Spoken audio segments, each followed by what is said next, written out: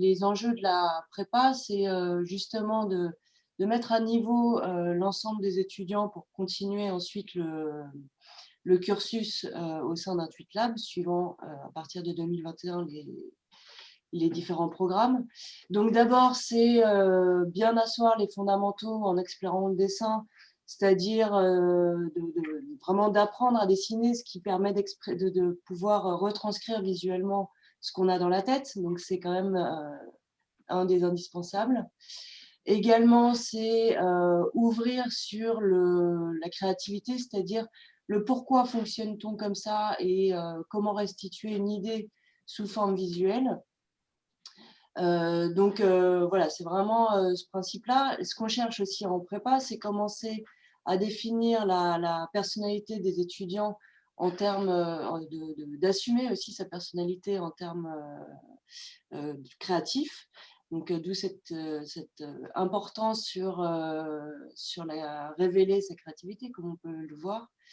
Et le troisième grand point de cette prépa, c'est ouvrir sur la culture graphique, plastique, artistique de manière générale et autres, parce que en tant que futur designer, il faut avoir une vue très large.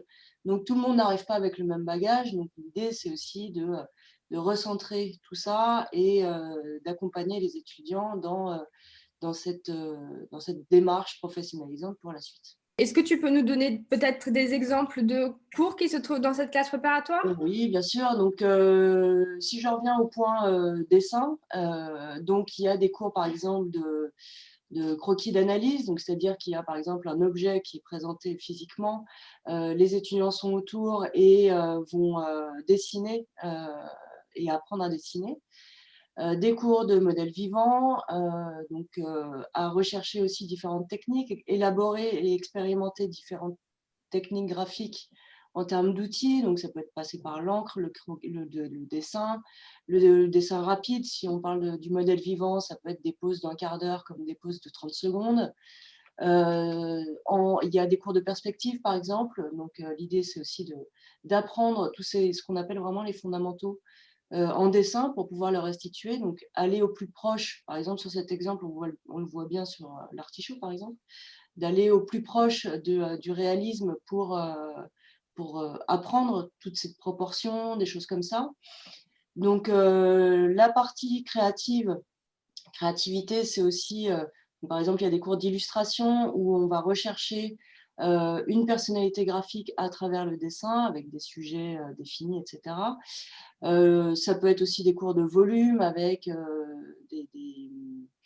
des recherches de personnages. Donc, c'est comment restituer son imaginaire physiquement, finalement. Donc là, on le voit par exemple sur du modelage. Ici, c'est comment retranscrire. Donc, il y a des cours, par exemple, de créativité. Comment retranscrire une idée, c'est toujours un peu le même processus, mais c'est ce qui est la base du processus pour l'avenir, quel que soit le métier choisi dans la création. Donc voilà, il y a de la photo également, photo, illustration.